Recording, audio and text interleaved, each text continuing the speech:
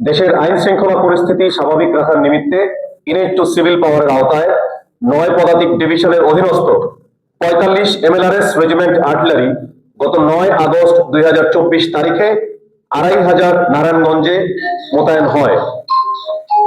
মোতায়েন এলাকায় নিয়মিত কার্যক্রমের অংশ হিসেবে এই ইউনিট নিয়মিত টহল কার্যক্রম পরিচালনা করে আসছে।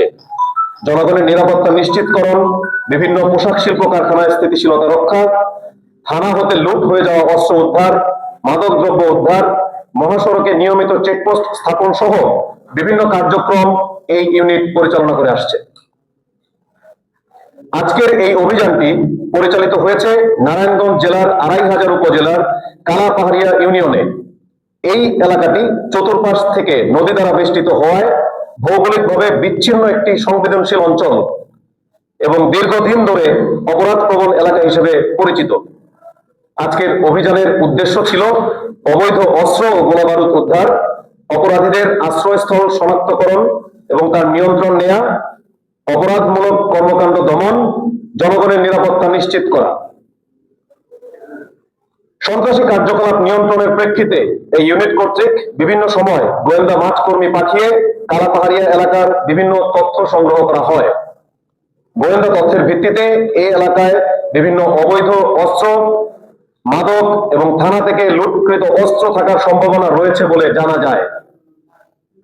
প্রাপ্ত তথ্যের ভিত্তিতে ৪৫ এমএলআরএস রেজিমেন্ট আর্টিলারি কর্তৃক আজকের এই অভিযানটি ভোর ৫টা ৩০ শুরু করা হয়, যাতে অপরাধীদের পলায়নের সুযোগ কম থাকে। এই অভিযানে সর্বমোট ১৪০ জন সেনা সদস্য এবং ১০ জন পুলিশ সদস্যের সমন্বয়ে ১৫০ জন সদস্য কর্তৃক বহির্গমন পথ, নদীপথ, বসতিপূর্ণ এলাকায় পৃথকভাবে কর্ডন এবং সার্চ পরিচালনা করা হয়। অপারেশনাল কার্যক্রমের অংশ হিসেবে আমরা সন্দেহভাজন স্থানে তল্লাশি, গোপন আস্তানা শনাক্তকরণ এবং এলাকা ভিত্তিক টহল জোরদার করি। আজকের এই অভিযানে উদ্ধারকৃত দ্রব্য সামগ্রীর মধ্যে ২৫০০ থানা হতে লুট হয়ে যাওয়া একটি ৯ মিলিমিটার পিস্তল, একটি পিস্তলের ম্যাগাজিন, ১০ রাউন্ড পিস্তল অ্যামুনিশন, একটি পিস্তল কভার এবং ৫ রাউন্ড শর্টগানের গুলি উদ্ধার করা হয়। এছাড়াও ৮টি ককটেল, বিপুল পরিমাণ দেশীয় অস্ত্র, চাইনিজ কোরাল, ইলেকট্রিক শটগান, একটি মোবাইল ফোন, মদ এবং ১০ লক্ষাধিক টাকা উদ্ধার করা হয়। আজকের এই অভিযানে ৫ জন দুষ্কৃতিকারীকে আমরা আটক করতে সক্ষম হই। এই অভিযানের ফলে এলাকায় অপরাধমূলক তৎপরতা উল্লেখযোগ্যভাবে হ্রাস পাবে বলে আমরা আশাবাদী। জাতীয় সংসদ নির্বাচনকে সামনে রেখে এলাকায় স্থিতিশীলতা রক্ষার ব্যাপারে আমরা বদ্ধপরিকর।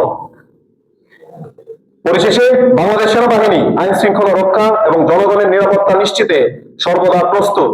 প্রয়োজনে ভবিষ্যতেও এ ধরনের অভিযান অব্যাহত থাকবে।